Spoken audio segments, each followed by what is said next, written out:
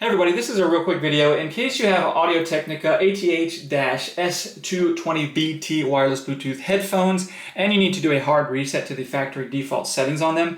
Now you're going to want to do this for one of two reasons. The first one is troubleshooting, in case these headphones are not pairing with your phone or other device, or they're not connecting to Bluetooth, or they're stuck connecting on something, or they keep disconnecting. Any kind of abnormalities like that, you can't get them paired. A factory reset can fix a lot of those issues. Now the second reason you might want to do this is just any kind of reason where you want to delete all the pairing history, just so you can basically set these headphones up like they're new coming out of the box. We can do this really easily.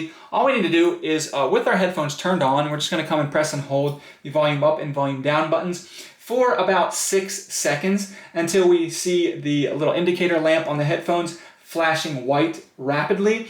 Once we do that, then we are going to go from volume up and volume down. Then we're going to go volume up and power supply and hold that for about 6 seconds. And after about 6 seconds, the indicator light should then turn pink. The headphones will turn off, and then you can go ahead and let go. They'll actually turn back on automatically. The reset is complete. You want to go to whatever headphones you've had them paired with in the past and delete the old pairing off of there, because you'll now need to re-pair them as a new set of headphones.